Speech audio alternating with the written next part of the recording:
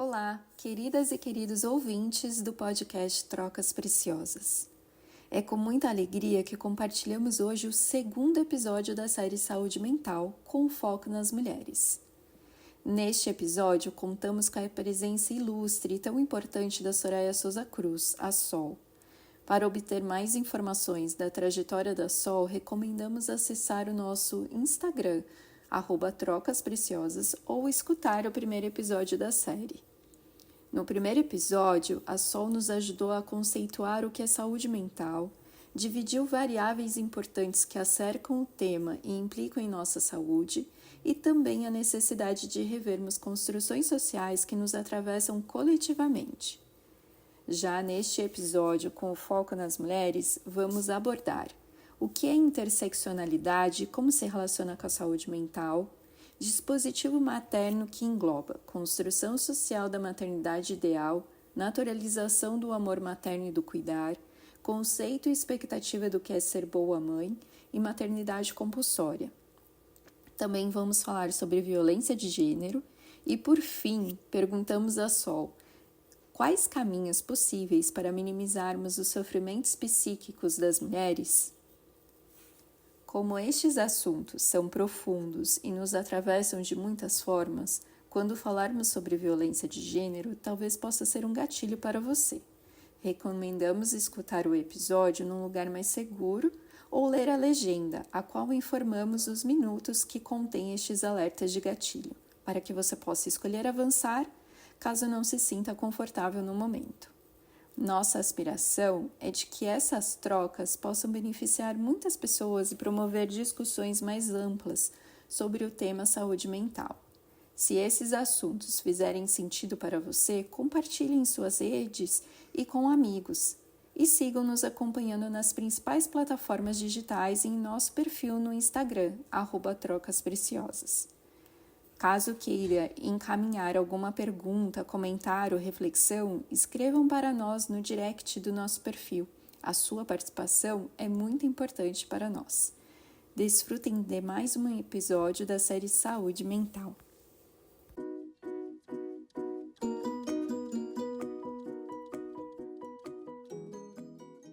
Olá, estamos aqui para mais um episódio da série Saúde Mental com o tema Saúde Mental das Mulheres. E contamos com a participação especial da Soraya Souza Cruz, que carinhosamente a chamamos de Sol. A Sol vai nos ajudar a compreender as influências de construções sociais e estereótipos na saúde mental das mulheres, dispositivos maternos, violência de gênero e economia do cuidado. Sol, a nossa primeira pergunta para esse episódio seria: dentre as formas de sofrimento psíquico das mulheres, destacam-se aqueles relacionados à vida amorosa, que aparece sob diversas faces: amores mal-sucedidos, não estar amando ninguém e, de forma mais significativa, não ser amada ou desejada. Esse sofrimento psíquico é exteriorizado com quadros de ansiedade, sobrecarga, excessiva preocupação, culpa, entre outros. Isso demonstra como as experiências amorosas são centrais na dinâmica psíquica da mulher. Além disso, temos casamento romântico, busca por ser escolhida por um homem, comportamentos diferentes aceitáveis pela sociedade no casamento para homens e mulheres, subjetivação na prateleira do amor, busca por padrão de beleza, relações de gênero e desigualdade de poder. Qual a influência de construções sociais e estereótipos no padrão, em como as pessoas se relacionam com o mundo e constroem suas visões de si mesmas? Quais construções sociais contribuem para potencializar este quadro de sofrimentos psíquicos? Bom, Pri, mais uma vez obrigada, né, pelo convite. Quando, você faz essa pergunta, eu fico muito me perguntando o que que veio primeiro, sabe? Se o ovo ou a galinha. Porque será que sofre por causa disso ou é isso que faz sofrer? Sabe, assim, será que é tão central assim? Por que que isso é tão relevante na história feminina, né? Que Por que que a mulher tem que estar sempre como nessa relação com o outro, né. então ela tem que ter um relacionamento, você vai vendo o quanto que todas as brincadeiras e todas as histórias sempre vão colocando a mulher nessa relação, geralmente com o par romântico, né. E aí eu acho que isso vai forçosamente colocar a gente para pensar nessa constituição do que é ser mulher, né, assim, do que a gente está compreendendo que é ser mulher. Tem também uma questão que a gente precisa olhar, que é o que é ser mulher nesse recorte cultural que a gente está olhando, né, porque terão outras expressões do feminino em diferentes culturas, né. Como é que será que isso se apresenta dentro de sociedades indígenas? Como é que isso se configura dentro de sociedades quilombolas, dentro de outras sociedades? Então acho que esse recorte romântico, desse tipo de relação monogâmica, está muito fechadinho nisso que a gente vai chamando aí dessa cultura ocidental, dessa, construção aí da burguesia, da família nuclear, e desse lugar que a mulher vai ocupando dentro dessa construção e desse recorte, né. Hoje eu trouxe aqui para vocês um monte de livros, de indicação de livros que eu estou lendo, e no final de semana eu peguei para dar uma estudadinha na Simone de Beauvoir, no Segundo Sexo, e eu estou ainda lendo o livro 1, né, do Segundo Sexo. E aí nesse livro, a Simone ela vai fazendo um recorte de como que a mulher é compreendida em diferentes frentes teóricas, sabe. Então ela faz primeiro uma crítica pesada à biologia, porque vai colocando o homem, né, e a biologia masculina como o referencial de estudo do ser humano. E acho que não obstante, assim, né, não é à toa que a gente chama a nossa espécie, ser humano, de o homem, né, sim, por quê?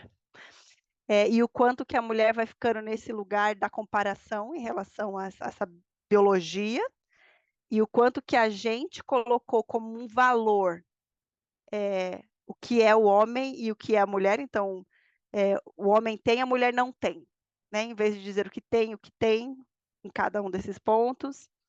Depois ela vai para um outro capítulo que ela vai pegar a psicanálise e vai também, criticar bastante as construções aí da psicanálise em torno da constituição do psiquismo, porque sempre vai colocar características ditas como femininas também, entre aspas, como o desviante, o homem, aquilo que é masculino vai ser o padrão e tudo mais, e depois ela vai avançar também para uma crítica da teoria marxista. Então, acho que vale a pena a gente considerar isso primeiro, né, quem que está definindo o que que é ser mulher, quais são os combinados que a gente, aceita como o que que é ser mulher e como é que a gente vai exercer isso, e a pressão que isso coloca, né. Porque uma vez que a gente tem aí um mundo que é dominado pelo homem, masculino mesmo, não o homem ser humano, né. Ele é dominado pelo homem, ele é discursivo. O homem também tem o poder do discurso, né, de dizer o que é que vai acontecer, o que é que não vai acontecer. Aí convém colocar a mulher neste lugar específico. Então a mulher, ela vai ser esposa de alguém, ela vai ser a filha de alguém, ela vai ser a mãe de alguém. Tanto é que quando a gente vai ouvir, as pessoas falando sobre violência de gênero, violência sexual, geralmente fala assim: "Ah, se fosse a sua mãe? E se fosse a sua esposa? Se fosse a sua mulher?". Então, assim, a mulher por como sujeito sozinho na sociedade, coitada, né, não merece. Ela só merece se ela está colocada nesse lugar de relação a. E colocar a mulher nesse lugar é traçar um destino para ela, e aí todas aquelas outras que toda mulher, né, toda sujeita, que vai tentar fazer uma construção diferente disso que é o padrão, que é a esposa, a mãe, a mulher de alguém, vai causar um grande sofrimento. E além de tudo, assim, não basta, porque não é que assim tá tranquilão, né? Se você arrumar um marido, se você arrumar um filho, você vai estar ok, porque vai sempre arrumando um jeito de ocupar essa mulher nesse lugar da insuficiência, né? Tem uma música do Francis Quelombre que chama Triste Louca o Mar, que é um hino, que é um ódio, assim, eu vou vendo muitas mulheres que eu vou acompanhando, que quando elas estão nesse lugar de romper com com esse estereótipo, elas vão cantando muito essa música, porque é o que sobra, né? Os versos da música falam, né? Triste, louco ou má, será qualificada ela que recusar. Seguir receita tal, a receita cultural do marido, da família, cuida da rotina. Então, assim, ela vai ser classificada como isso. Na minha visão, eu acho que a gente tem avançado um tanto nisso, uma vez que o discurso hegemônico está mudando um pouco. Em que sentido? Você via que todos os contos infantis que a gente contava para as meninas, né, da minha época, da sua época, era sempre da princesa em perigo, da donzela, do príncipe, que o sonho era casar e não sei o quê, nananã. E aí você vê mais recentemente vindo histórias infantis contando de mulheres que estão querendo romper isso aí, né? Então você tem a Valente, que ela vai lá e fala assim, não, eu vou lutar pela minha mão. Então, beleza, se cada um pode concorrer à minha mão, eu mesma vou concorrer, né, para minha mão. Você tem a Moana saindo aí em torno dessa aventura. Você vai ter a Frozen com essa possibilidade também. Acho também, vejo com bons olhos essa questão da gente rever as bruxas, né? Então, quando você tem o filme da Cruella, você tem contando o ponto de vista dela, né? Então, assim, acho que você vai tendo aí uma percepção, e aí também não vamos se iludir, né? Que não tem capital, dinheiro em torno disso, né? Porque também é uma ruptura dentro desse padrão, mas eu vou entendendo que vai tendo aí esse movimento de que assim, será? Será que eu, será que eu preciso? Será que eu não preciso? Acho que também vou, eu vou dizer para não dizer que eu não disse, né? Mas que eu sou uma psicóloga que me amparo nas teorias feministas, né? Então também não posso negar isso. Então estou aqui dizendo desse lugar dessa pessoa que está estudando aí as questões de saúde mental, bastante apoiada nessa teoria aí dos conceitos feministas, do quanto também que a gente vai precisar romper com isso, né? Porque e aí a gente vai ver nesse lugar também, né, de falta de representatividade nos lugares públicos, né? A gente vai vendo na construção da história a mulher sempre sendo colocada para esse âmbito do privado, né? O homem vai ocupar a esfera pública. Então, o homem sai para trabalhar, o homem sai para se candidatar, o homem vai fazer essas coisas todas lá fora, e a mulher fica ocupada dessa coisa do doméstico, do lar e tal, que é muito importante, porque, e é tão malvado isso, porque é um trabalho ininterrupto que ninguém percebe e que ninguém remunera, sim, né? E a mulher vai se ocupar desse dentro e o homem vai se ocupar lá fora, e todas as instâncias públicas, as leis, os combinados, os acordos, as teorias, vão ser todas feitas pelos homens, né? Então você vê o quanto que pautas que são muito relevantes para as mulheres não avançam, né? Assim, se a gente for olhar na lei, quanto tempo demorou para as mulheres votarem, quanto tempo demorou para as mulheres poderem trabalhar, poderem viajar sozinha, e aí agora você vê o quanto que não avança essa pauta do aborto dentro da esfera da saúde pública. Então, essa construção que a gente tem aí da sociedade que vai dizendo que mulher tem que casar, é para ocupar ela numa única coisinha aqui, para ficar ali dentro daquele daquela relação monogâmica, dentro daquela ocupação ali, e não ocupar outros espaços. E o quanto que isso custa para as mulheres quando elas vão fazer isso, porque também é isso, vou romper, vou sair, vou fazer outra coisa. Só que é muita culpa e muita cobrança e muito sofrimento, e o quanto que custa isso, né, que eu estou rompendo, não estou atendendo. Então não é tranquilão assim também, né, você vê ali uma mulher, liberta, entre aspas, né, uma mulher, sei lá, avant-garde, uma mulher que está aí se emancipando, parece que a emancipação é só delícia, né, mas a emancipação custa demais, custa psiquismo, custa energia, custa culpa, custa teoria, custa análise, custa muita coisa.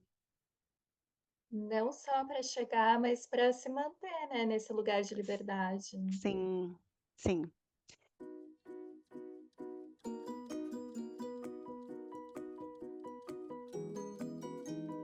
Eu estava tô revendo alguns pontos, né, para fazer a pós e nos meus estudos, eu cheguei aqui num conceito de interseccionalidade, que é um conceito muito, muito interessante, para quem segue aí o Instagram, eu estou falando de uma página do Instagram que chama Planeta Ela, com 2 Ls. E ela vai explicar um pouquinho o que que é a interseccionalidade. Estou abrindo uma aspas aqui para elas, só para vocês entenderem, o quanto que isso é interessante, pensando nessa que a gente está falando dessa série, que a gente quer ampliar ao invés de reduzir, tá? Então, a interseccionalidade diz respeito assim, em 1989, Kimberlé Crenshaw inaugura o termo interseccionalidade ao escrever um artigo sobre as violências causadas pelo cruzamento entre raça e gênero. Então, ela vai fazer a interseccionalidade, ela vai dizer desses encontros, das sobreposições de características e de esferas, né? Então, no caso dela aqui, ela vai falar assim que mulheres já estão dentro de um grupo marginalizado, e aí quando a gente vai olhar para mulheres e a gente coloca a questão da raça, mulheres pretas, elas estão ainda mais vulnerabilizadas ainda. E aí, conforme ela vai avançando nesse estudo, se você for colocar uma questão de gênero, raça e classe, você vai ter aí que mulheres pretas e pobres estão muito marginalizadas. Se você for olhar, aí você pode fazer essa comparação, entendeu? Entre homens brancos versus mulheres brancas dentro dessa questão. Se você for acrescentando cada vez mais característica, você vai entendendo ali é, o quão marginalizado e o quão em vulnerabilidade está, e isso vai se somando nas questões de identidade, né? Então, uma coisa é você ser uma mulher branca hétero, cisgênero.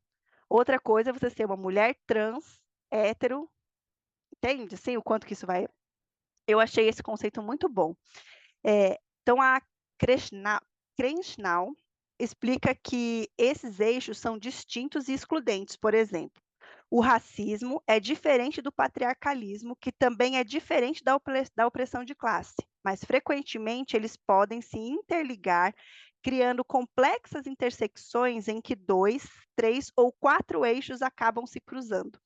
Então, vamos pensar nessa questão da complexidade, o quanto que isso afeta e o quanto que isso vai moldar a saúde mental das pessoas, né? Então, quando ela vai se relacionar, isso também atravessa. Então, você mulher, se relacionar com um homem, está te colocando numa intersecção. E aí, quando você vai trazendo essas questões, né? Casado, solteiro, estuda, não estuda, você estuda, quanto que isso vai trazendo essa complexidade, vai trazendo esse, essas múltiplas esferas. Eu recomendo demais que as pessoas estudem sobre a interseccionalidade quando a gente for falar de saúde mental, porque isso vai trazer essa visão mais ampliada em todos os campos, né? Inclusive até assim, se a gente for colocar dentro das questões de transtornos mentais, né, o que que é você ter um transtorno mental severo e persistente quando você pertence a uma classe social baixa, o quanto que você não tem condição de se cuidar, o quão mais exposto você vai estar e o quanto que é diferente você ter um transtorno mental e uma condição numa classe social XPTO, a depender desse lugar onde você mora, desse seu exercício, assim, né? O quanto que você tem acesso, direito, é bastante interessante. E aí, no final do post, ela coloca: por isso não adianta lutar contra um sem lutar contra todos. Que ela vai falando que essa questão da gente construir uma emancipação de fato, a gente vai ter que conseguir olhar para esse montão de opressão, né? A gente vai ter que considerar essas questões da classe trabalhadora, a gente vai ter que considerar essas questões aí do patriarcado, do capitalismo, do colonialismo, do quanto que a gente consegue se respeitar e consegue avançar. E a mulher é um ponto ali que ainda tem bastante vulnerabilidade. O que vocês pensam sobre isso? Acho interessante você trazer isso. Por 6 anos, eu morei na África do Sul por questões profissionais do meu marido. E nas empresas multinacionais ou até empresas pequenas, eles trabalham assim. Na contratação, o RH trabalha primeiro a mulher negra, depois o homem negro, depois o homem branco e por último a mulher branca. Ah, Porque a mulher, no caso na África, a mulher negra, ela é considerada muito mais forte. Até em núcleos carentes, né, de pessoas mais pobres, né, que o pessoal que trabalha em terceiro setor, até nesse grupo, as mulheres são mais fortes e são mais dominantes. que interessante, Adriana. Eu vi um projeto de financiamento coletivo lá de iniciativas e um deles estava apoiando o estudo de meninas na África. E aí a visão desse projeto era que todas as políticas de cuidado, toda vez que você tem uma mulher que avança, uma mulher preta que avança, ela consegue fazer avançar toda uma comunidade em volta dela. Porque geralmente é ela que vai cuidar da família, cuidar dos seus pais, cuidar dos seus pares, o que também vai trazer de novo esse lugar de sofrimento, porque a gente construiu que mulher tem que se ocupar disso. Então, tem esse.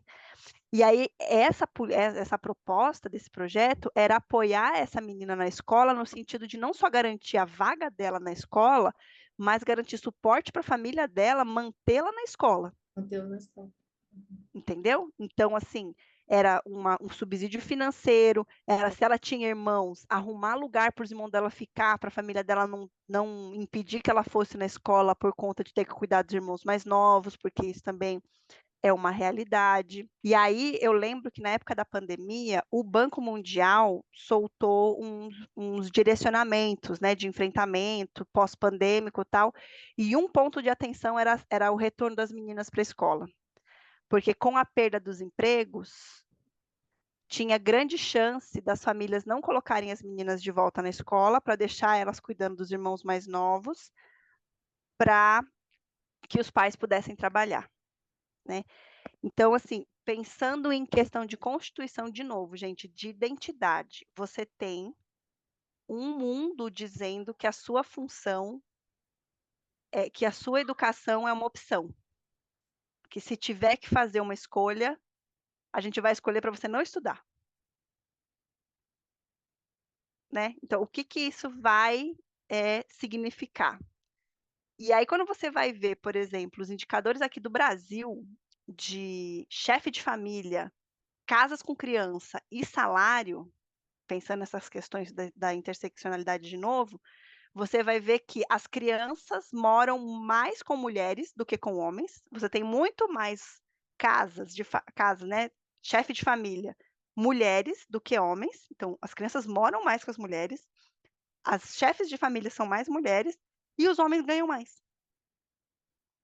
Então, na distribuição de renda, você tem muito mais homens morando sozinhos com o dinheiro deles só para eles, e um monte de lugar, né, um monte de casa com mulheres morando com crianças e cuidando dos idosos, né, das suas famílias para trás, ganhando menos.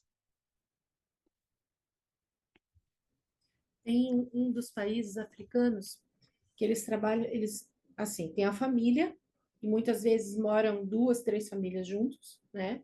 E aí um vai estudar e todos que estão em casa, que são maiores, não as crianças, mas os adultos, eles trabalham e dão todo o suporte, seja pro filho ou para a filha que foi estudar, se formou, trabalhou, só que daí ela tem que voltar para casa. Aí o que ela faz? Ela volta para casa, aí qual é o próximo da fila? Só que Uhum, muitos, não só rapazes como moças, estão se rebelando contra isso. tá. Porque você fica preso com a família e o teu dinheiro que você ganha no teu trabalho quando você volta para o teu país, você tem que dividir com todo mundo da família. Por quê? Porque eles pagaram tudo para você Para você ir. estar, para você ir. Então, assim, é uma questão cultural, mas que eu sei que muitos estão se rebelando por isso.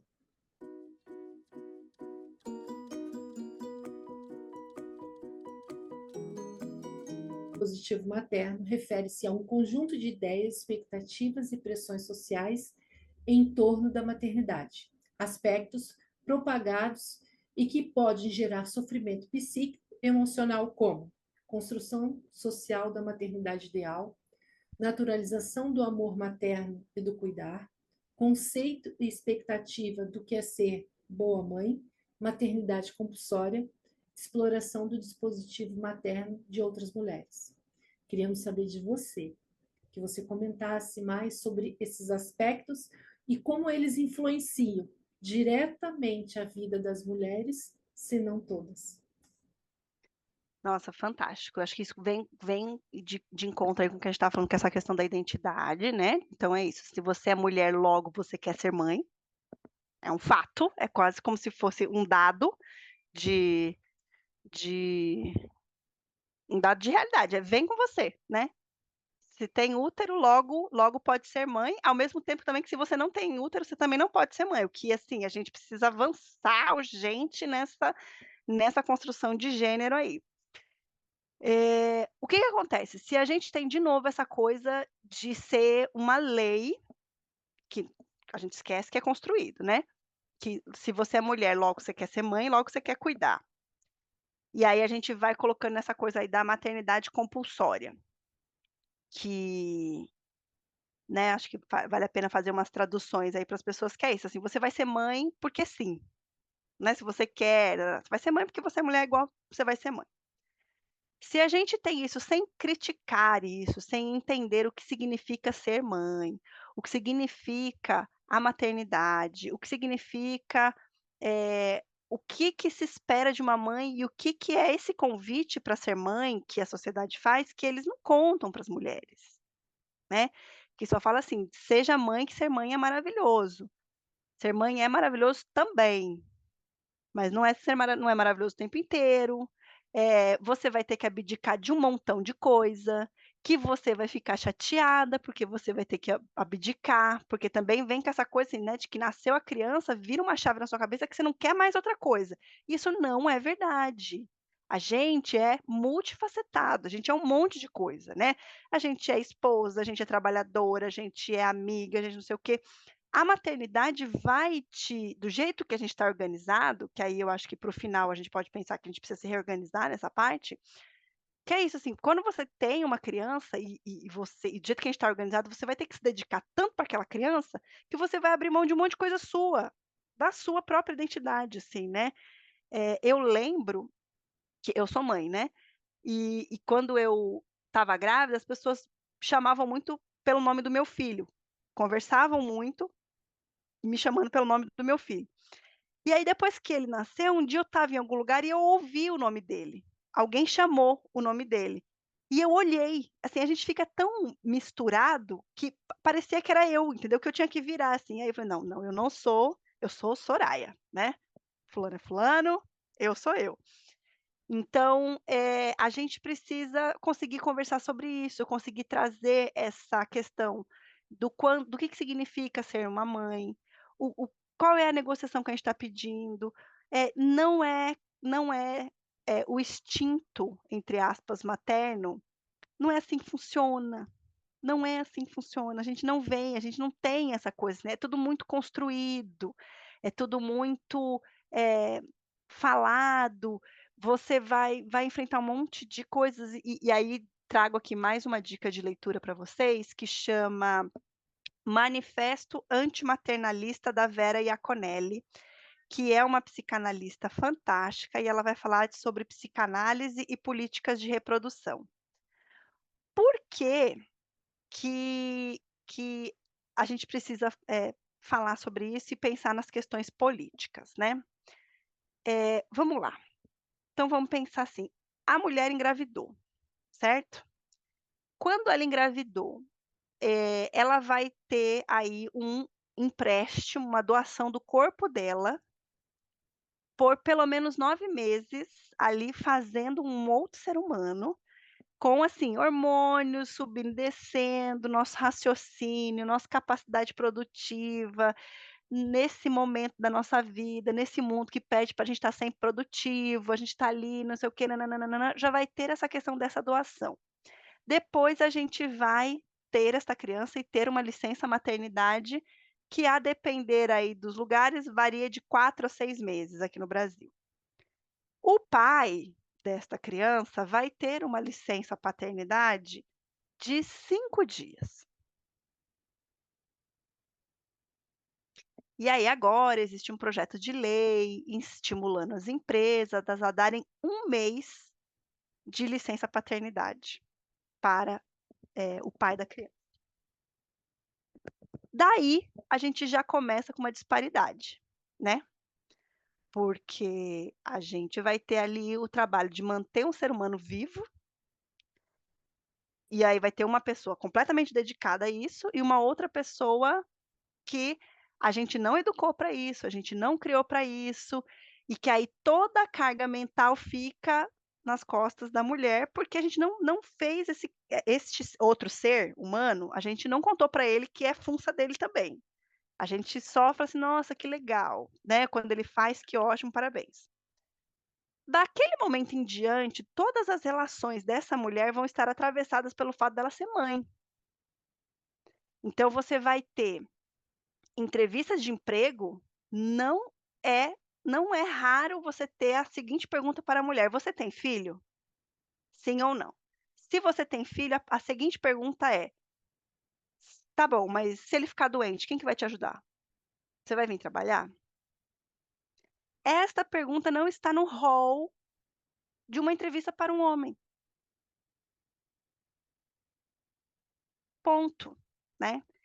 Reunião de pais, que o meu filho me perguntou: "Por que é que chama reunião de pais se só tem mãe?". Boa pergunta, né. Porque e aí vamos de novo, a empresa consegue entender mais quando a mãe vai ou quando o pai vai? Acompanhar no médico.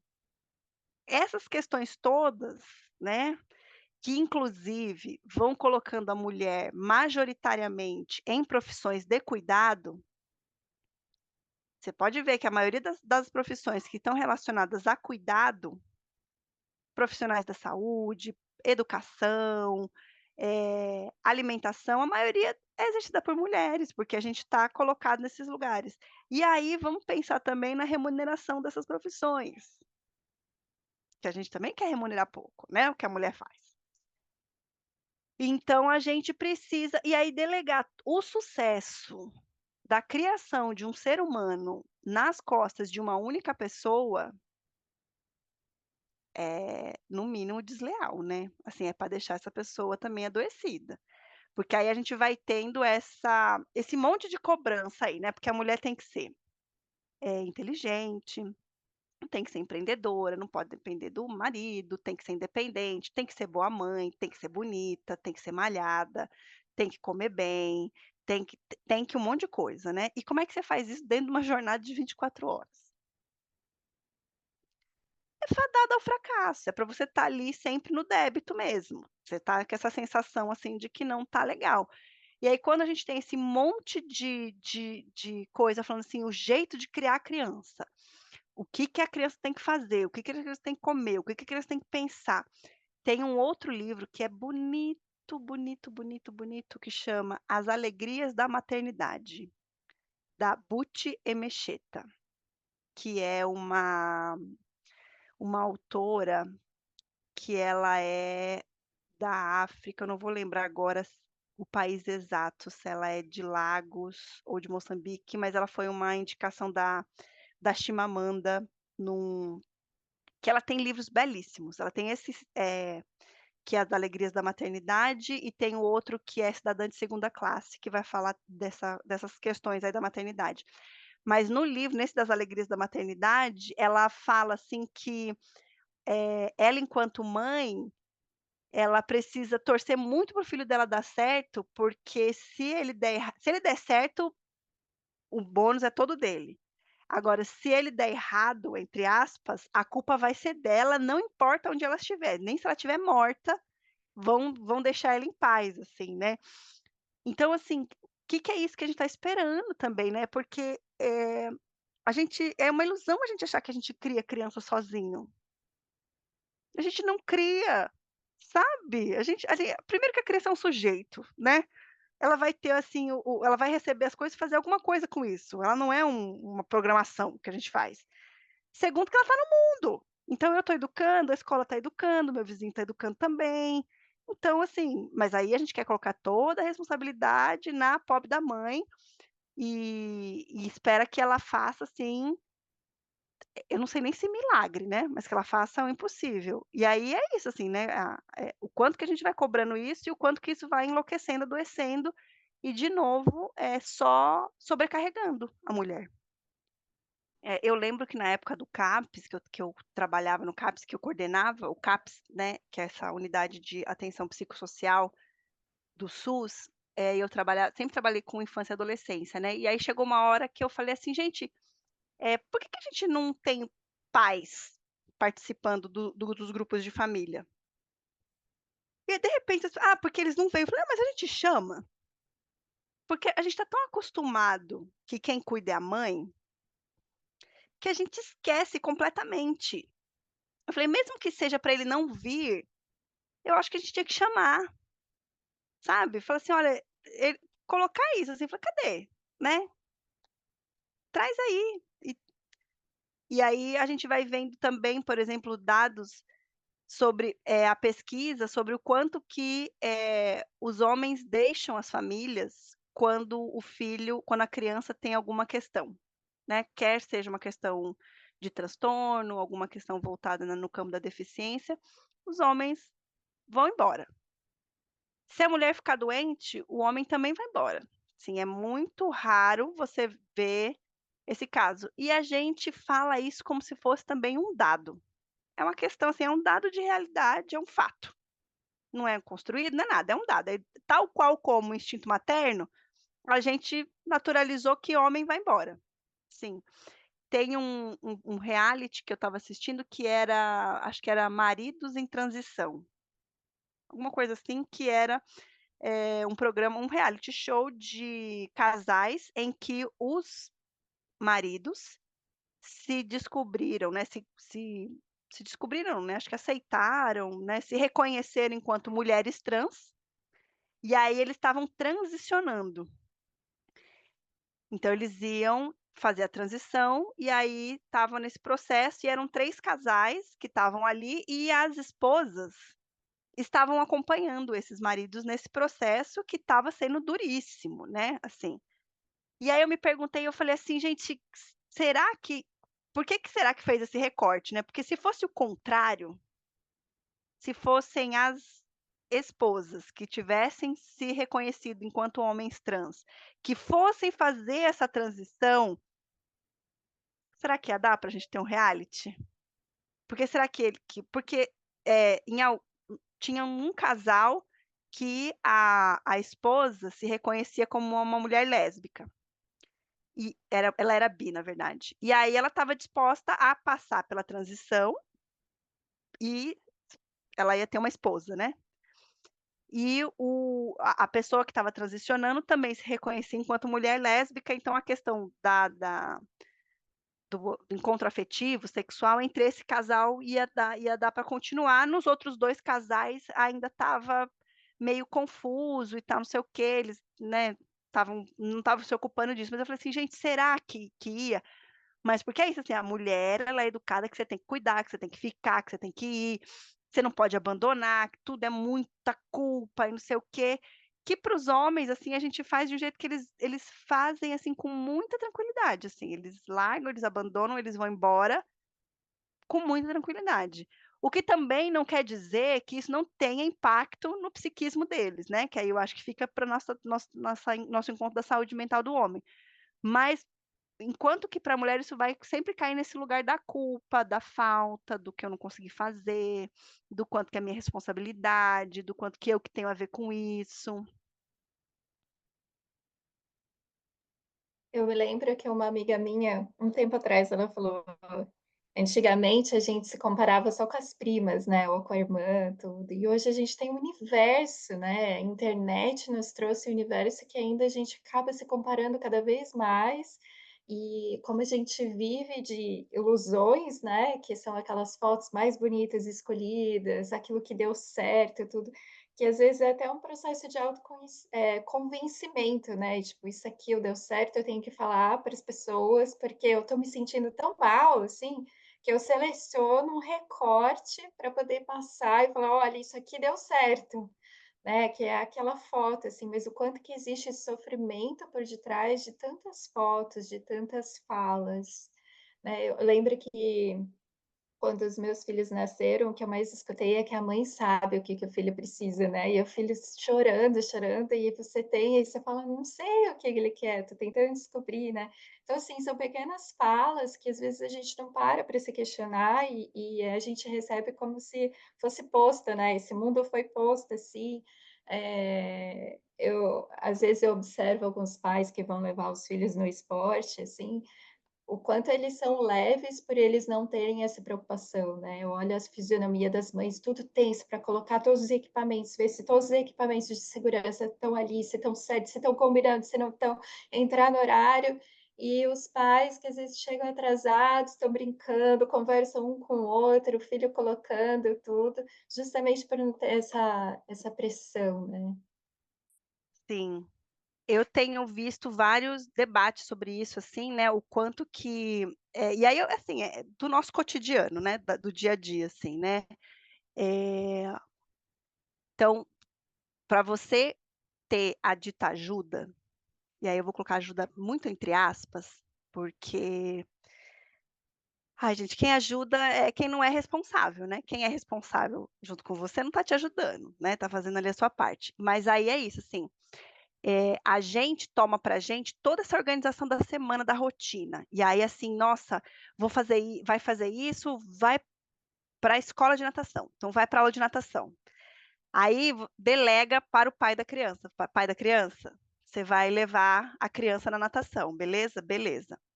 O pai da criança vai chegar na hora de sair pra aula de natação, vai pegar a criança. Ele não consegue entender, apreender que para a criança ir para a aula de natação tem que ter uma bolsa, dentro dessa bolsa tem que ter uma sunga, tem que ter uma toalha, tem que ter uma troca de não sei o quê, e mais não sei o quê, e um lanchinho, e nã E aí o que acaba acontecendo é que a gente, para evitar tudo isso, aí a ajuda na verdade é o transporte, né, porque aí você se prepara tudo, para deixar tudo pronto na hora, para ir lá e levar. E aí as pessoas não entendem o quanto de desgaste mental isso causa na cabeça de uma pessoa, né, porque você tem que estar aqui, ó, atenta, você tem que estar atenta nisso, assim, né, porque você faz o cálculo da hora de dormir, hora de acordar, hora de ir, hora de voltar, lanche, não sei o quê, nã pra entregar aquilo ali para acontecer. Um exercício que eu tenho feito, que eu penso que pode ser, assim, e aí em relação às crianças, é eu conseguir contar para minha criança que eu, enquanto adulto, eu não tenho todas as respostas, eu não sei o que eu estou fazendo também, né, para ele não chegar na vida adulta desavisado igual eu cheguei, achando que assim: "Gente, quando a gente é adulto, a gente sabe muito o que a gente está fazendo", né. Então eu tenho tido umas conversas bastante honestas com ele, assim, né, no sentido de que agora ele está chegando numa fase de estar pré-adolescendo. E aí, assim, que quantos desafios, né, para mãe solo, eh, lidar. E aí eu sentei com ele e falei assim: "Filho, presta atenção, eu nunca fui mãe, é minha primeira vez, estou pegando essa matéria agora. Eh, eu já fui filha, mas na época que eu fui filha, as coisas eram um pouco diferentes, para eu tentar lembrar como é que minha mãe foi. Falei: "Então agora a gente vai ter que construir essa nossa parte aqui junto, porque eu não sei, para mim é muita novidade". E eu queria que você me ajudasse a pensar nisso, porque tem um tanto que, assim, eu fico preocupado, aí eu quero saber o quanto que eu consigo pegar leve com você, o quanto que eu preciso tensionar e tal, isso é um exercício, e conseguir chamar ele claramente, não atribuindo toda a responsabilidade para ele, mas trazer ele para me ajudar a pensar a solução também, sabe, assim, disso. E também, assim, conseguir trabalhar esse exercício de que eu não posso ser, eu não tenho condição de ser a única responsável por ele na face da terra, porque a gente se coloca nesse lugar também que pedir ajuda é fraqueza, e também como é que a gente consegue receber o que o outro está ofertando. Também como é que a gente consegue contar para o outro que não é que é exatamente assim, não é que é tudo do jeito que eu quero, mas é que tem um mínimo aí que a gente tem que garantir de qualidade de infraestrutura, não dá para você sair com a criança sem comer, entendeu? Então, eu acho que tem esse exercício, assim, né, da gente conseguir, enquanto mulher, falar assim: "Olha, gente, não vai dar para eu continuar carregando esse pesão que vocês estão me colocando aqui. A gente vai ter que dividir isso aqui". E sustentar isso, né, conseguir pedir essa ajuda e conseguir ver como é que a gente conta para as outras pessoas e para os caras que, assim: "Olha, não tá bom. Sim, desse jeito que tá, não tá bom. Não vai dar mesmo pra gente continuar, entendeu? Desse jeito não vai dar". É, tem que passar por um processo de reconhecer, né, que essa é uma realidade, entendeu? Nosso lugar de fala, em que contexto que a gente está, para que a gente possa falar mais sobre isso, né? Trazer para discussões mais amplas e, e talvez não tenha uma solução, e com certeza não terá, mas podem ter pequenas transformações que a gente vai criando um ambiente mais saudável para todos, né?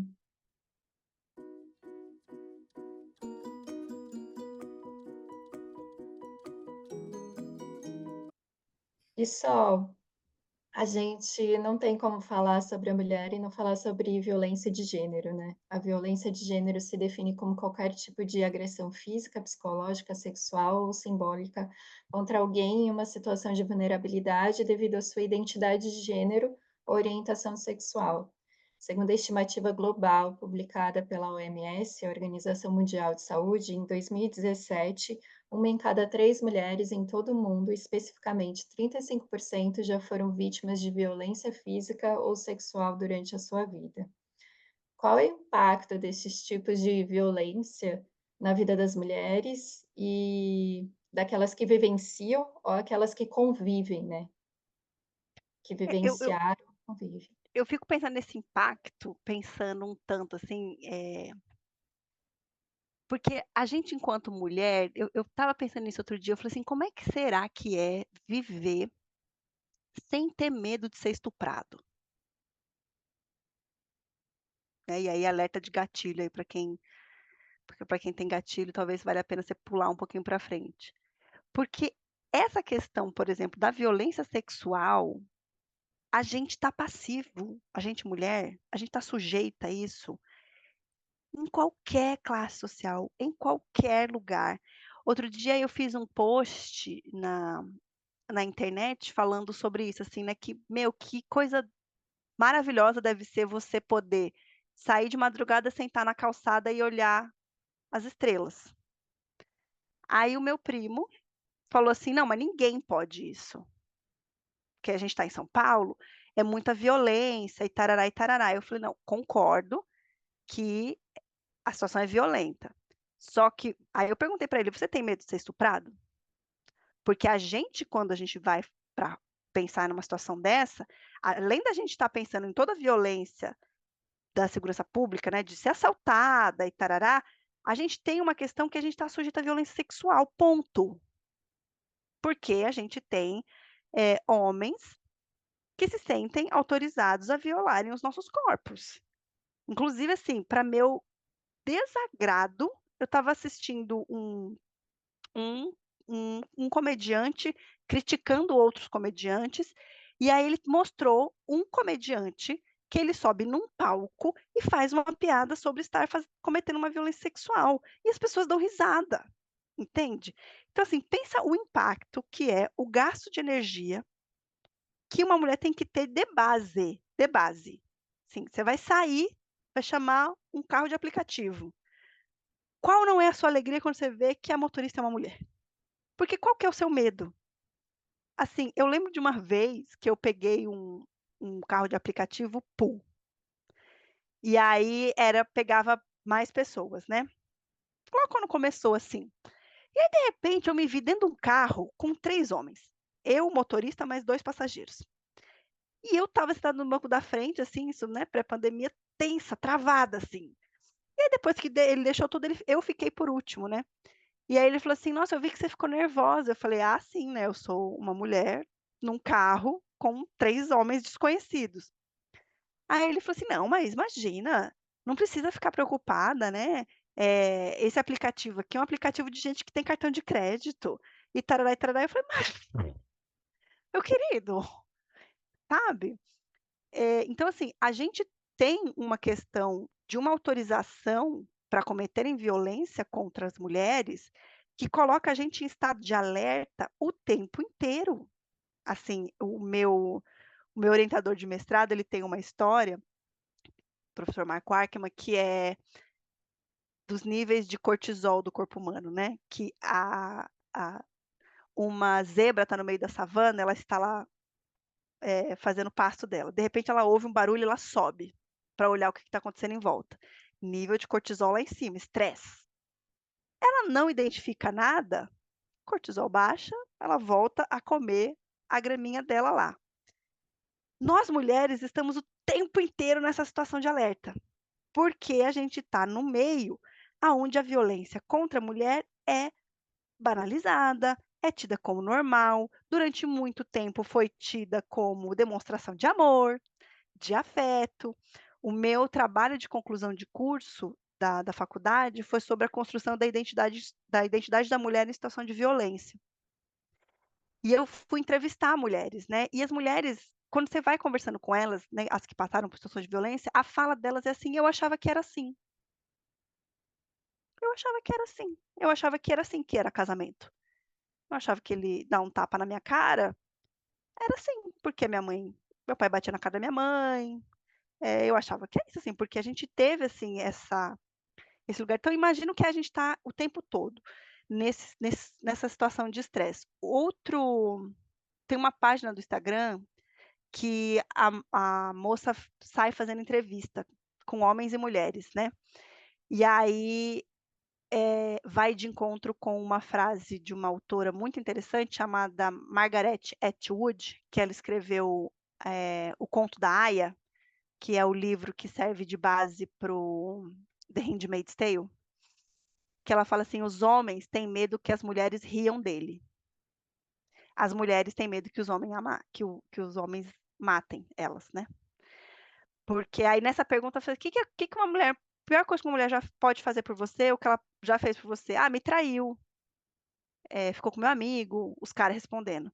As mulheres me bateu, me ameaçou, né? Você não vê um cara com medo da ex-namorada, com medo da ex-namorada matar ele, entende? E a gente vê isso direto. Os caras terminam o relacionamento, eles acham que tudo bem ir lá e matar, entendeu? Então, assim, essa questão da violência, ela deixa a gente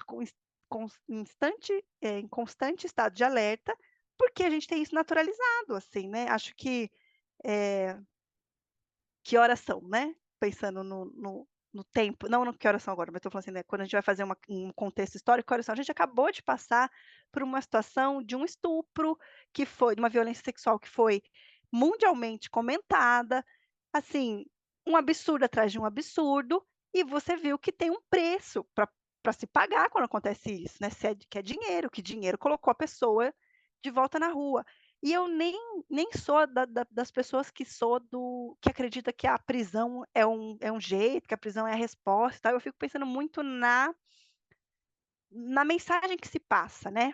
E aí vou voltar de novo para a educação, porque também está muito dentro desse meu contexto, porque o meu filho é um rapazinho, né? É uma criança que gosta muito de futebol. E jogadores de futebol estão aí ditando o que quer ser homem, né? E aí, quando aconteceu essa situação, eu lembro de ter comentado alguma coisa e ele me disse assim: Ah, mas eu vi no TikTok que a moça mentiu, que ele não é culpado. Aí toca, eu falo, não, não, não, não, não, não, não, não, não, não, não. Aqui nessa casa não. Conversar com ele, explicar para ele que assim a gente nunca vai desconfiar do que uma moça está dizendo, porque geralmente, nananana, mas olha só o impacto que tem isso, né? Globalmente falando, na formação dos cidadãos do amanhã e do que a gente está vivendo hoje na rua. Então, assim, pode isso? Então, se tiver dinheiro, dinheiro paga, dinheiro não paga. E você vê mulheres falando sobre isso também, né? O quanto que, por que que ela estava fazendo lá e tal, não sei o que, como se isso justificasse, né? Ou então, porque ela estava bêbada, porque não sei o quê. Ou então, quando o marido bate, mas o que que você fez? Também, né? Como se tivesse uma resposta para falar assim, eu fiz isso e aí por isso que ele me bateu. Mas você também, né? Não, não, não é fazer. Só que aí a gente precisa ainda de um grande trabalho de construção de identidade masculina e de identidade feminina para a gente não criar pessoas que acham que tudo bem bater e também não criar pessoas que acham que tudo bem apanhar. Porque do jeito que a gente está fazendo, ainda tem muita mulher que vai se colocar nesse lugar de que eu mereci. E quando a gente ainda escuta, em caso de violência sexual, a pergunta que roupa que ela estava usando, a gente não avançou, entendeu? Então, é, é muito complexo isso, assim, né? Mas eu acho que o que fica dessa questão aí, para a gente pensar nessa questão da saúde mental, é o estado de constante alerta que a mulher tem que ficar, porque a gente acha que tudo bem apanhar, tudo bem estuprar, e aí volta de novo para nossa pergunta anterior, no caso da maternidade, porque a mãe também é responsável para fazer essa prevenção de violência contra as crianças dela, né? Então você vai ver que o maior número de violência sexual acontece com parentes próximos, e aí a mãe é responsável por fazer essa proteção, porque se acontece com a criança dela, é quase como se ela tivesse autorizado, né? A responsabilidade recai sobre ela, e não sobre a responsabilidade do coletivo, do todo mundo. Então, o impacto é esse, assim, a gente tem que se desconstruir, se permitir revoltar, não aceitar esse tipo de coisa e ainda se manter em estado de constante alerta. Que existe essa cultura, até saiu uma reportagem num jornal aqui no Instagram, que os adolescentes, os meninos, têm o direito e fazem isso de optar na roupa da menina. Se ele achar que a roupa dela não tá boa, eles não saem de casa. E adolescente, faixa etária aí, 15, 18 anos. Tá desse jeito. Eu vi uma pesquisa falando que eles mostram que os meninos adolescentes, né, os homens jovens, eles estão cada vez mais conservadores e as mulheres e meninas estão cada vez mais progressistas.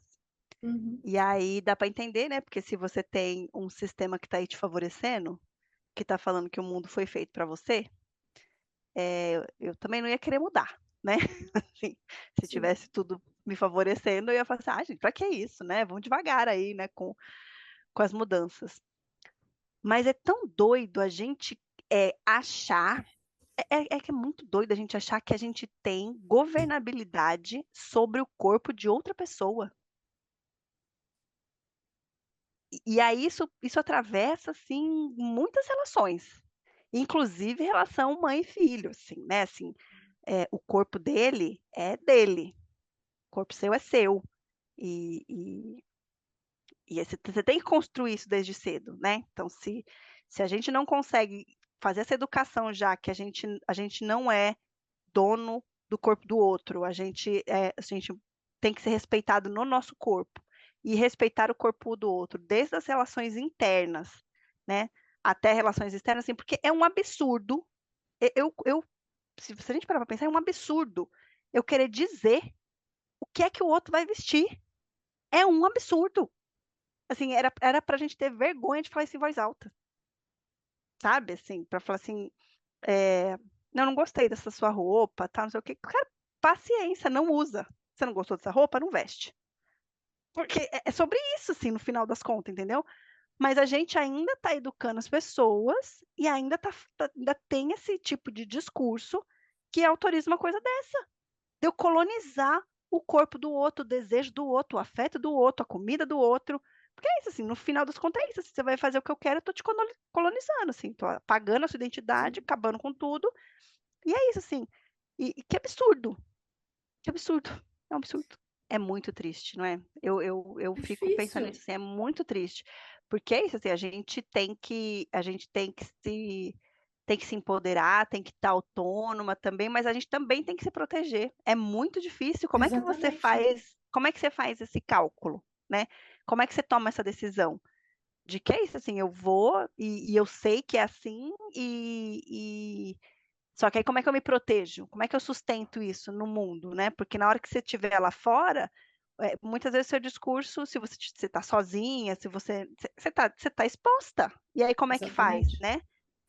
É muito triste, muito complexo, assim, é muito triste que a gente tenha que dar esse tipo de educação, né, que a gente tem que estar orientando para isso. Eu posso imaginar, assim, o quanto que é triste, porque é isso, assim, na hora também, quantas vezes a gente já não faz isso, né? Você vai sair na rua de noite, você vai considerar, assim, por onde que eu vou andar, a depender, assim, do rolê, assim, né. Uma vez eu estava conversando com o meu companheiro sobre essa questão do Uber, né, do lugar que eu sento no Uber, dessa possibilidade de eu Uhum. ter uma chave perto aqui, a depender da roupa e tal, não sei o quê, e isso nunca passou pela cabeça dele. Ele fica surpreso, ele fala assim: "Nossa, mas", eu falei: "Pois é, gato, mas é que você não tem esse risco, né, isso Exato. não te Uhum. atravessa, porque isso não faz parte do seu roteiro". Mas do roteiro de uma mulher faz. E aí como é que você faz, né, porque também você vai se expor?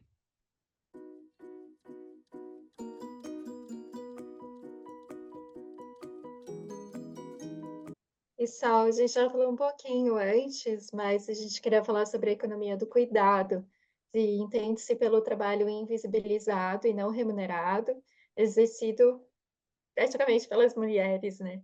Dentro deste trabalho, tem-se atividades como tarefas de manutenção do lar, cuidado das crianças, idosos, pessoas doentes ou pessoas com necessidades especiais. E quais são as implicações, né? A falta de mobilidade, perspectiva de possibilidade, e muitas vezes também a falta de liberdade, que a gente já falou, né, em outros Sim. aspectos, né? Esse ainda é um adicional dessa liberdade. Além disso, inclui também a falta de direitos, a invisibilidade social e a falta de atenção. Por que que é tão importante a gente falar sobre esse tema, a economia do cuidado, e trazê-los para discussões mais amplas e coletivas? E o quanto a gente não olhar para esse aspecto, acaba impactando na saúde mental das mulheres. Sucesso, Pri. Pra esse tema eu trouxe aqui um livro, porque vocês vão sair aqui hoje com muitas recomendações, tá.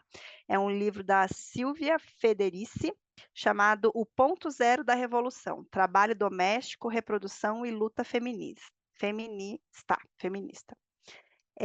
Esse livro aqui, ele é muito, muito interessante. Eu não consegui ler todo, porque ele é um livro com verdades difíceis de engolir. Sabe aquele livro que você começa a ler, você fala assim: "Meu Deus do céu, eu preciso dar uma descansada dele, porque senão vai ficar difícil suportar a realidade do cotidiano". O que que ela vai falando aqui, né, nesse comecinho aqui? A questão toda da revolução do trabalho, que veio trazendo aí esses ganhos para os trabalhadores, a questão da sindicalização e tarará, é que a gente esqueceu todo o trabalho anterior que existe para que exista um trabalhador. Então, para que alguém saia para trabalhar, tem todo um trabalho que acontece dentro de casa, e aí trabalho mesmo. Tá rolando uma thread agora thread, eu acho que é no X, né? No TikTok, no TikTok não, no Instagram, não sei como é que chama a publicação. Que é assim, você chega numa empresa e aí eles falam assim: a gente vai fazer agora um trabalho aqui de orçamento, e aí a gente quer saber quanto é que a gente vai pagar para cada trabalhador, para cada pessoa que a gente vai contratar para essa função. Aí estava aqui, limpeza, babá, passar, cozinhar, e tarará, e tarará, e tarará. E aí as pessoas iam colocando, quase como se fosse um orçamento, né? Aí eles fizeram a conta disso e falavam assim: nossa, sabe quem é que faz tudo isso aqui de graça? E aí entravam as esposas das pessoas que estavam dentro dessa sala. A verdade é que se a gente faltar, a gente que está aqui fazendo nosso trabalho por amor, né? Se a gente some, alguém vai pagar para que as tarefas que a gente faz hoje sejam feitas. Isso é um fato, né? Então, alguém vai pagar para levar o menino na escola, para fazer a comida do menino, vai ter um serviço pago para isso. Por que é que a gente faz isso de graça? Consumindo as nossas vidas, consumindo a nossa psique. Por quê? Porque inventaram que isso é um trabalho por amor e bererê, bererê. Quando a gente coloca isso nesse lugar, e aí é tão desvalorizado, porque também se suponhamos, a gente some, e aí alguém vai pagar para outrem, vai pagar para outra mulher fazer. Não é que vai pagar para um homem fazer, entendeu? E qual que é o salário e o valor dessa hora de trabalho, desse trabalho tão fundamental que existe, ainda é baixo, entende? Assim, então, para pensar nessa coisa, assim, e tanto é que depois eu comecei a estudar sobre isso, e aí quando eu encontro uma mulher que fala assim, ai, não, eu não trabalho. Eu falei, não, você não trabalha fora da sua casa. Dentro da sua casa você trabalha. Assim, porque é isso, gente. Tem uma fase do desenvolvimento infantil que o Winnicott fala, que é a fase do pensamento mágico. Que é assim, o bebê tá lá deitadinho no berço e ele olha o móvel para de tocar. Aí o bebê chora. A mãe vem e dá corda no móvel. E aí o móvel volta a funcionar. Para o bebê, nesse estágio ainda primitivo de construção de pensamento, tarará, o que fez o móvel tocar de novo foi o choro dele. Ele não consegue fazer esse pensamento complexo de chorei, minha mãe veio, deu corda, móvel, tarará. A gente vai chamar isso de pensamento mágico.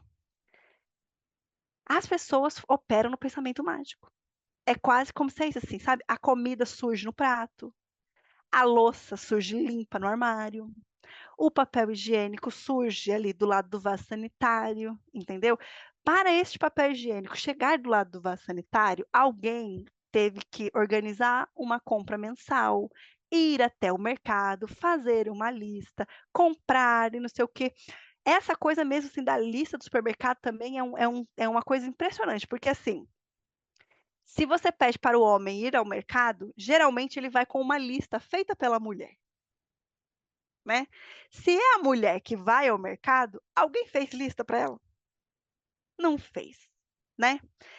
Então, uma vez que a gente deixa a mulher lá dentro da casa dela, sem essa remuneração do trabalho, e vamos pensar em tudo que o trabalho remunerado e devidamente registrado, em toda a proteção social que um trabalhador tem. Então, se ele fica doente, ele tem um pagamento ali do INSS, ele tem direito, inclusive, a ficar doente e descansar, né? E não exercer o seu trabalho. Uma pessoa que está trabalhando dentro de casa não tem esse sagrado direito, né? Se ela está doente, ela vai limpar a casa, vai cuidar de filho doente. Ponto. No futuro, este trabalhador que trabalha lá nas fábricas, né? Porque pensando muito nesse livro da Silvia, ela vai falando muito dessa época da Revolução Industrial, quando a gente vai conseguir direito, ele tem uma aposentadoria. Vai chegar uma hora que ele vai parar de ir até a fábrica e trabalhar e se expor, e aí esses anos todos de trabalho dele vão dar para ele uma tranquilidade. Nananana.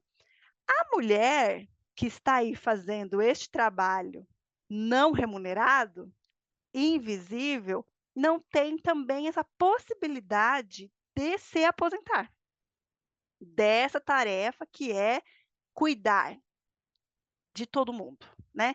Cuidar da casa, cuidar dos netos, cuidar dos filhos, cuidar da comida, cuidar tudo.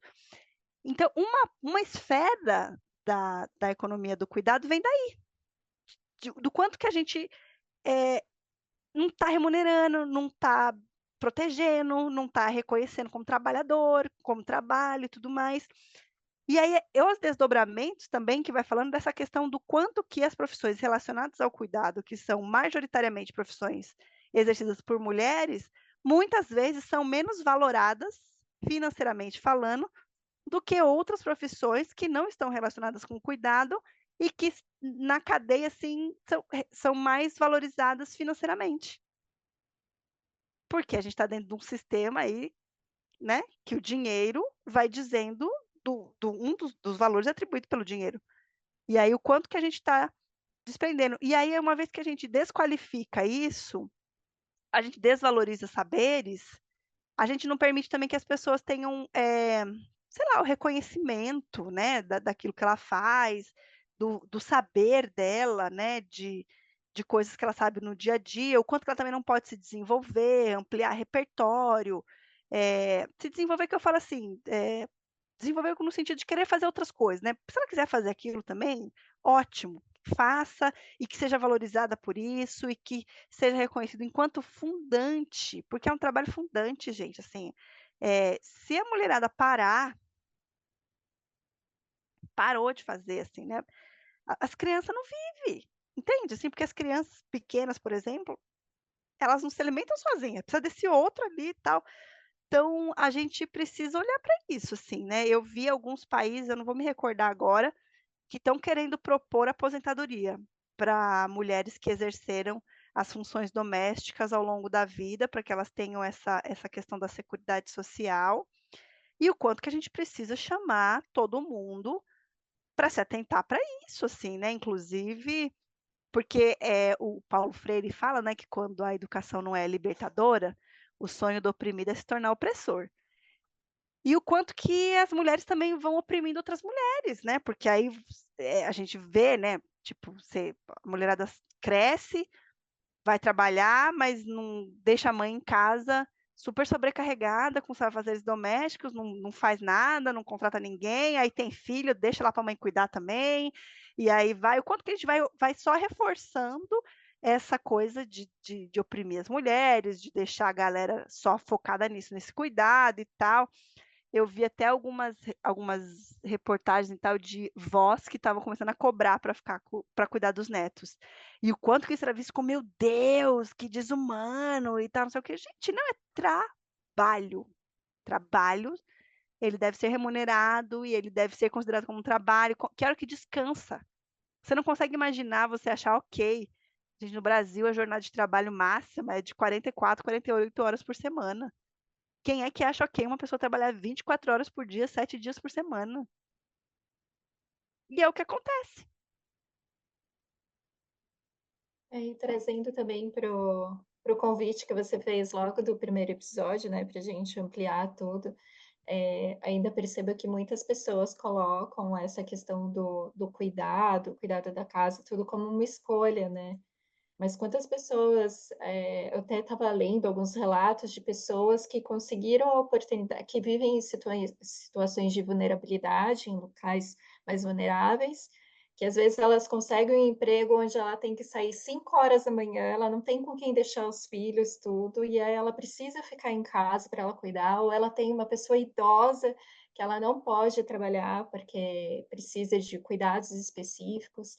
Quanto que a gente precisa ampliar, né? Que senão parece, ela não estudou o suficiente, ou ela escolheu ficar em casa, ou ela não tem ambição, né? E são várias atribuições que são dadas, e isso faz com que a gente não amplie a discussão para que a gente possa ver que são muitas nuances, né? E isso vai depender do contexto, da raça, da região onde Sim. ela está, classe social e tudo mais. Essa questão da escolha, quando fala assim, fulano escolheu. eu sempre penso assim, do jeito que as pessoas falam, parece assim que a pessoa tinha um leque de escolhas enormes. Muitas, muitas, muitas, muitas escolhas, assim. Que ela tivesse muitas variáveis para considerar e tal, não sei o quê. E aí, dentre todo aquele leque super amplo de escolha, ela escolheu esse daqui, né? Que é isso que você está falando. Quanto que custa para uma mulher sair de casa para trabalhar? Porque é disso que se trata, né? Se você tem uma criança, que é sua responsabilidade, se você não é só você pegar suas coisas e ir trabalhar. Você tem que pensar em uma escola para a criança ficar. A criança não vai sozinha para a escola, né? Vai ter que alguém levar a criança para a escola, vai ter que voltar, vai ter que alimentar a criança na sua ausência, vai ter que supervisionar para a criança, né, se manter viva até a hora que você chegar. Isso aqui custa. E aí o salário que a gente está pagando para essa mulher, que é aquilo que a gente já falou, que a gente já sabe que tem essa disparidade de salário, a mulher ainda ganha menos. Então, na maioria dos casos, assim, na maioria dos casos, em algumas situações, dá elas por elas. Se ela ficar em casa e ela sair para trabalhar, o que ela vai ganhar aqui, ela vai ter que pagar para alguém fazer o que ela estava fazendo. Então, ela fica aqui fazendo. E aí, assim, custa também para essa mulher ir lá e se profissionalizar, por exemplo, né? Ah, não, Soraya, mas hoje em dia tem curso na internet, tem um monte de coisa que dá para fazer. Dá sim, mas de novo, qual é a capacidade, a qualidade de aprendizado de uma mulher que está aqui estudando EAD com uma criança chorando no fundo, de uma pessoa que tem esse acesso, essa possibilidade, que não está aqui preocupada com a sobrevivência, que ela não está aqui preocupada se ela vai comer amanhã, né? Qual é a sua capacidade de aprendizagem, o seu estofo aqui, né, cognitivo, para você conseguir se dedicar e falar assim, nossa, vou aprender um novo idioma. Agora vem aí, hein, bilíngue. Gente, não, né? Interseccionalidade, infraestrutura, complexos, complexos, complexos. Você contou agora a minha história, nesse finalzinho aqui. 4 filhos, várias tentativas de estudar e querer voltar e não conseguir, porque a família chamava, os filhos chamavam, então não teve E é como. muito doido que aí a gente vai colocar isso como se fosse uma incapacidade sua, quando na verdade Exato. não tem a ver com a sua capacidade ou não, tem a ver com a sua infra para te apoiar, para te amparar para fazer isso, gente, porque não é possível, não é possível. Eu olho aquilo assim, eu falo assim, gente, é isso, é uma realidade que quando eu fiz faculdade, por exemplo, eu fiz faculdade, eu morava na casa da minha mãe, eu era filha, eu estava nesse lugar da filha.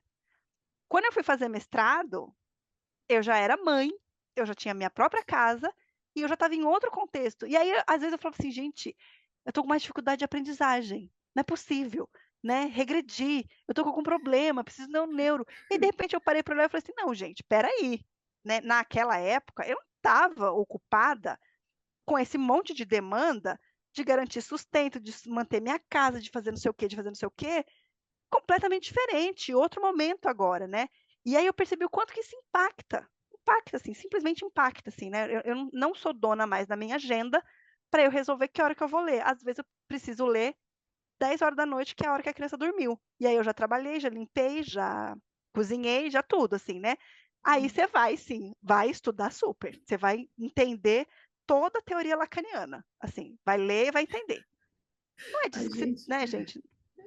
olha, assim, a gente ri, mas é uma realidade nua e crua. Mas aí você vai vendo também por que que na carreira, né? Isso é uma questão que eu tenho observado bastante, né? Quando você vai olhando para os cargos de gerência, de liderança, por que que eles vão sendo ocupados majoritariamente por homens? E aí eles vão falando assim, ah, mas é porque vocês não se qualificaram. Ah, é É, porque as mulheres não estão qualificadas. E por que não sei? E por que que as mulheres não estão qualificadas? Porque elas estão lá cuidando do filho deles.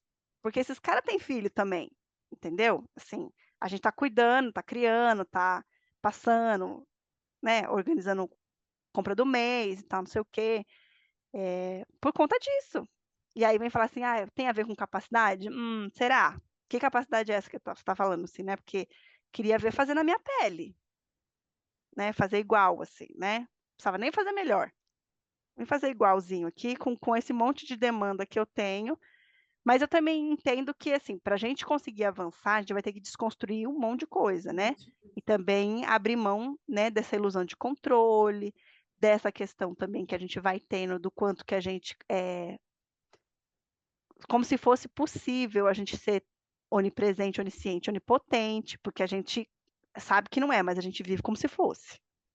A gente está aqui querendo, ó, aqui, ó, tudo segurar lá em cima, assim. E, e, e também deixar essa falta, porque a gente não consegue deixar a falta. A falta do, sei lá, qualquer falta que for. Assim, a gente vai deixar com fome, sei lá, vai deixar E é com fome. interessante, né, de tudo que a gente falou, né? E nós mulheres, quando você nasce, quem cuida é uma mulher. Quando você está fazendo uma passagem, quem está cuidando provavelmente vai ser uma mulher. Sim. Então não tem jeito. Se a gente for ver a economia do cuidado, ela tá só na mulher. Tem homens que Sim. fazem isso, mas a maioria é mulher.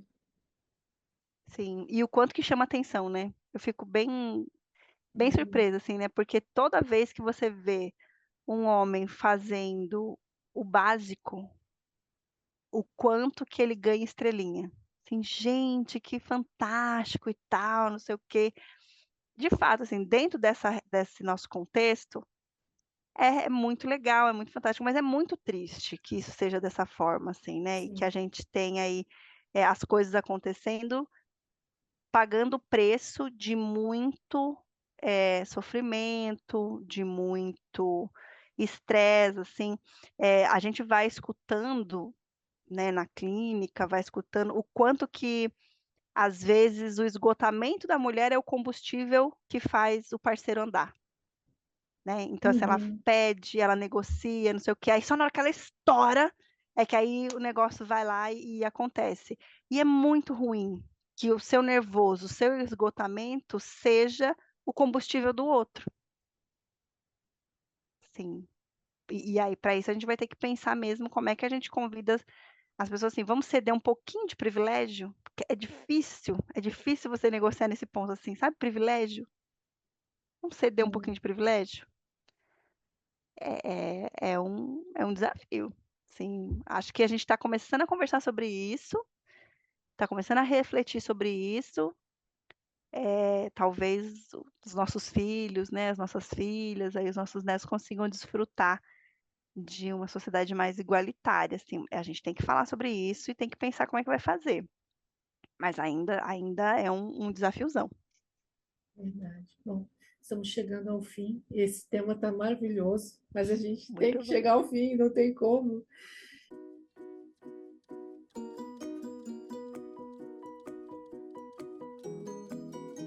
Quais os caminhos que podem minimizar os sofrimentos psíquicos?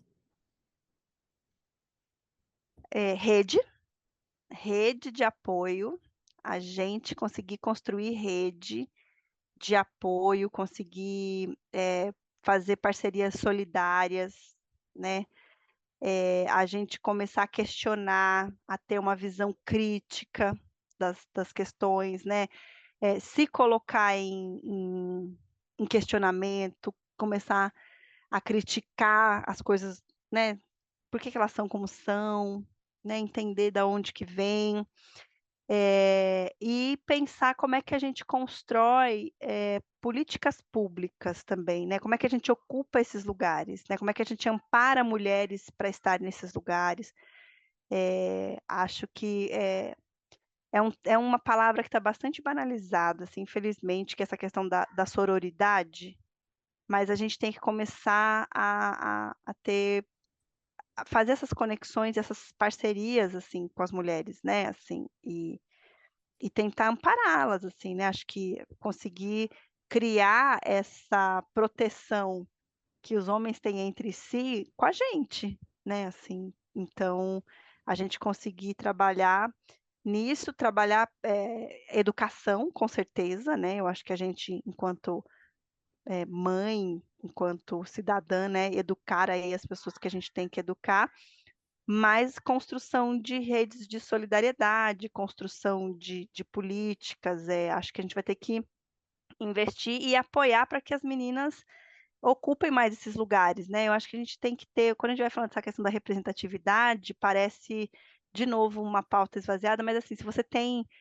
juízas, se você tem prefeitas, acho que foi na Austrália, na época da pandemia, o quanto que a gente ter aquela liderança feminina lá impactou na questão das vacinas, do cuidado, colocar as mulheres para pensar a lei, assim, né? Para pensar a teoria de cuidado, para pensar como é que a gente apoia isso, como é que a gente desenvolve isso para a gente ocupar e começar a ter outro jeito, porque se a gente tiver também sempre a mesma característica de gente, pensando a teoria, pensando os contratos, pensando as leis, pensando o cuidado, não vai mudar, né? Assim, por mais que a gente esteja sensível, não sei se vocês chegaram a ver, tem uma comissão aqui na cidade de São Paulo, uma comissão para pensar as questões das mulheres, só tem homem no time. Não tem uma mulher pensando isso e os vereadores não cederam, assim, eles não acham que é uma questão.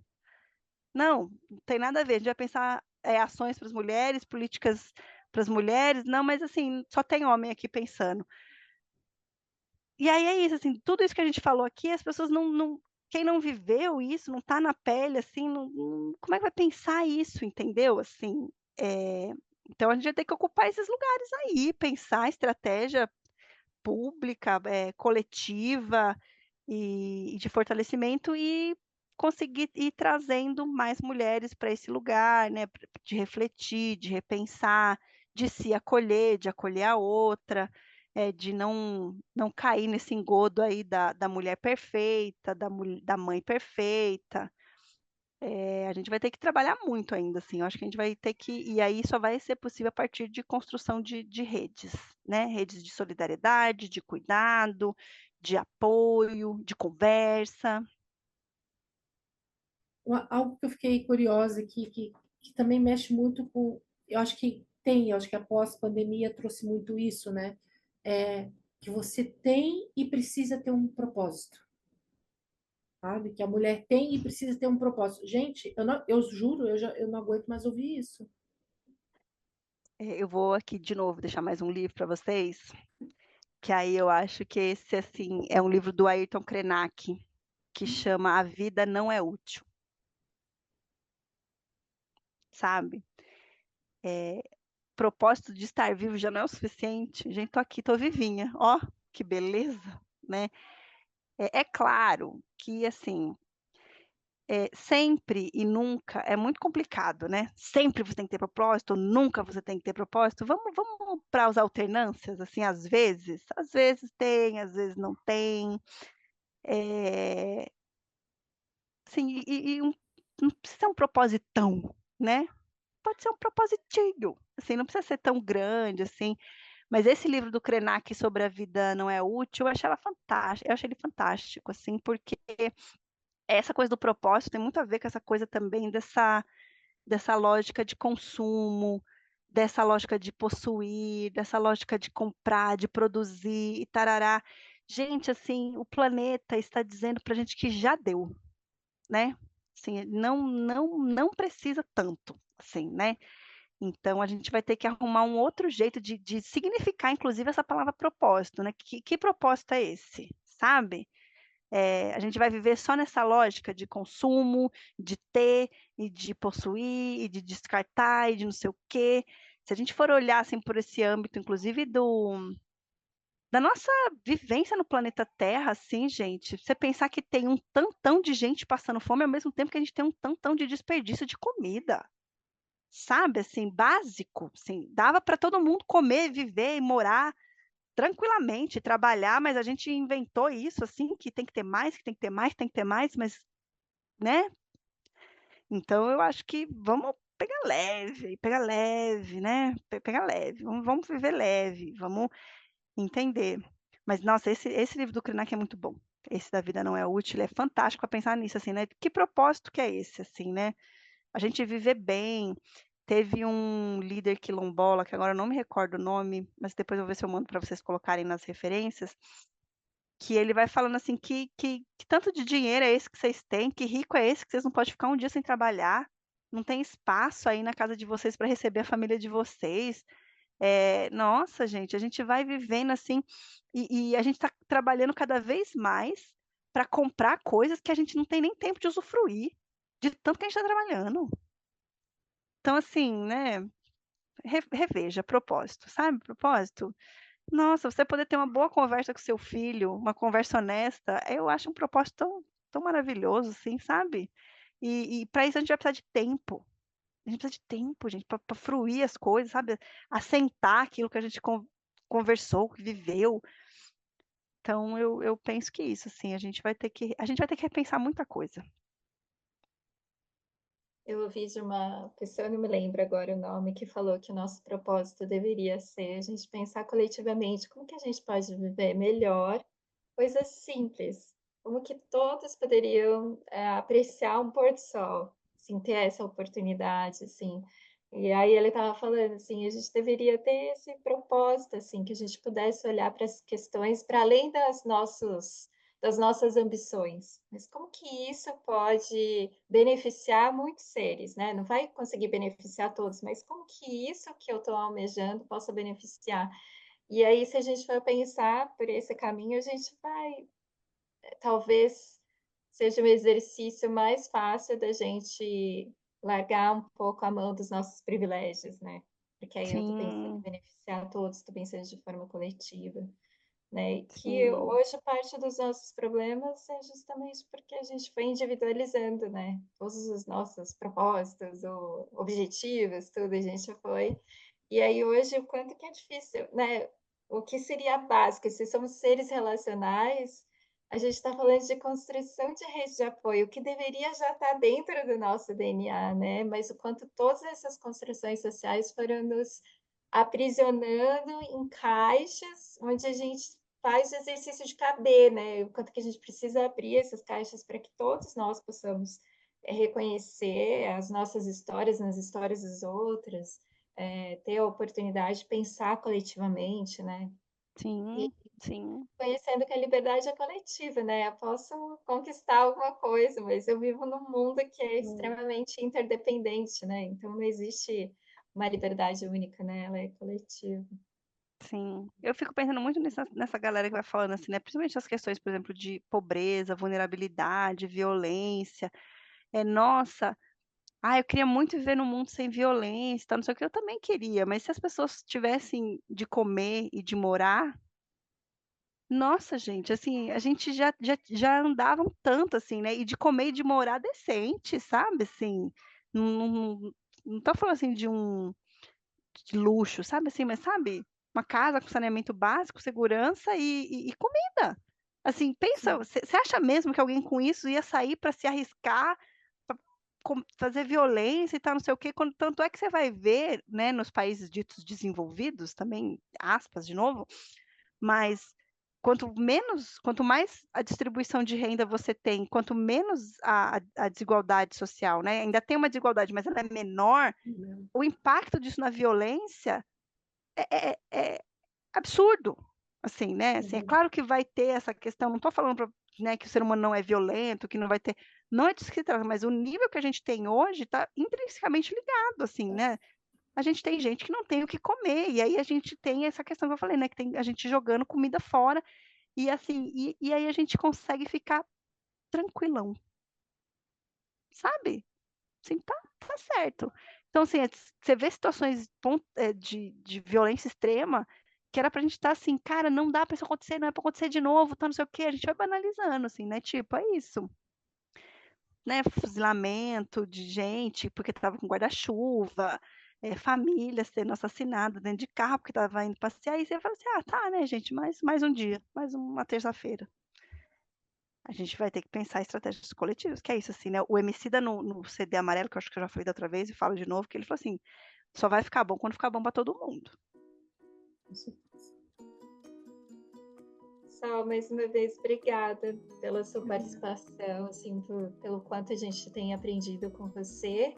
E nos encontramos no próximo episódio, onde a gente vai falar sobre a saúde mental dos homens. Obrigada Eu mais uma que vez. agradeço, obrigada. Eu aprendo muito também, são trocas realmente muito preciosas. A gente está entregando mesmo o que a gente está prometendo, né? E é um momento muito bom para ir revisitando o conceito, para pegar minhas leituras. Eu agradeço, meninos. Obrigada. Você acaba de escutar o episódio 2, Saúde Mental das Mulheres, da nova série do podcast Trocas Preciosas chamado Saúde Mental. Este podcast é idealizado por Priscila Almeida e Adriano Oliveira. Convidada especial, Soraya Souza Cruz. Apoio com recurso técnico, Maria Stose. Edição do episódio, Adriano Oliveira. Siga aqui conosco para ouvir o próximo episódio sobre a saúde mental dos homens, que estará disponível em breve. Caso ainda não tenha escutado o primeiro episódio, recomendamos fortemente, pois a Som nos proporcionou muitas reflexões preciosas. Se este conteúdo tenha feito sentido para você e acredita que pode apoiar outras pessoas, por favor, compartilhe e curta as nossas postagens e episódios. Isso nos ajuda a dar mais visibilidade a este material para que mais pessoas tenham acesso e sejam beneficiadas. Um grande abraço e até a próxima!